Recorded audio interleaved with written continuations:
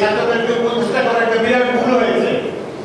তারা যে রাজনৈতিক দলটা করেছে এটি কিন্তু আগামী দিনের বাংলাদেশের ভবিষ্যৎ হতে পারত। এদের প্রতি জনগণের অনেক শুভেচ্ছা রয়েছে।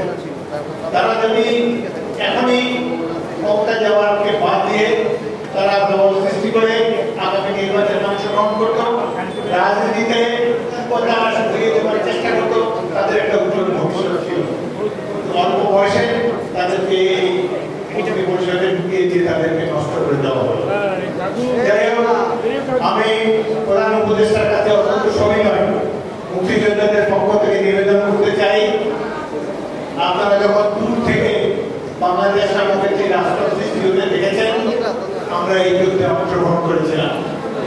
জিয়াউর রহমান এবং অন্যান্য সেনাবাহিনীর নেতৃত্বে আমরা মুক্তি বাহিনী গঠন করে আমরা যুদ্ধের পরে এই দেশটিকে স্বাধীন করেছি। আমরা এই যুদ্ধটা ছিল গণতন্ত্রের জন্য যুদ্ধ, সুতরাং গণতন্ত্রকে ব্যাহত করবে না। আমরা মুক্তিযোদ্ধারা যখন বলবো অবিলম্বে নির্বাচন হওয়া প্রয়োজন, তখন এটার জন্য আপনারা 18 সার্টিফিকেটের প্রয়োজন হবে।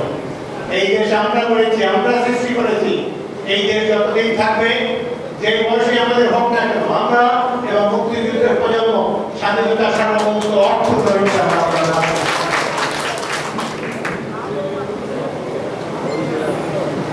আরেকটি কথা, আমরা একটি দুর্বল জাতিতে পরিণত হয়েছি। 71-এর সেই বাংলাদেশ এখন আর নেই। আমরা 71-এ যেরকম ছিলাম, একটা মাস যুদ্ধ করেছি, এখন আমরা যুদ্ধ করে স্ট্যামিনা এখন তরুণদের নাই। নাই কেন? এটিকে প্রশ্ন করেছে বাংলাদেশের রাজনৈতিক নেতারা। তারা এদেরকে চুরি সামনে শিখিয়েছে, রাজনৈতিক বক্তব্যে কেবলমাত্র নেতার বন্দনা করতে শিখিয়েছে, এবং তারা কিভাবে অর্থ সম্পদ সৃষ্টি করতে হয় রাষ্ট্র ক্ষমতায় গিয়ে, এটি তারা তরুণদের মধ্যে এই বীজ বপন করে দিয়েছে।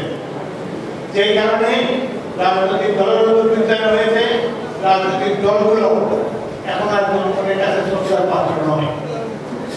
এখন যদি সত্যি সত্যি পরাশক্তির ষড়যন্ত্রের ফলে বাংলাদেশকে যদি একটি যুদ্ধে লিপ্ত হতে হয় করিডোরের নামে, তাহলে স্বাধীনতা সার্বভৌমত্ব কারা রক্ষা করবে?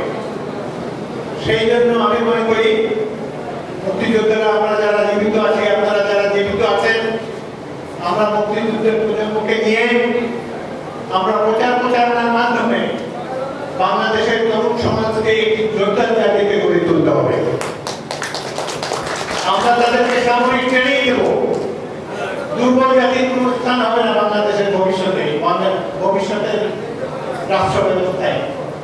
পাশেই রয়েছে ভারত, যারা কখনো আমাদের লড়াই চায় না। এই আধিপত্যবাদের বিরুদ্ধে আমাদের আজীবন লড়তে হবে বাংলাদেশকে।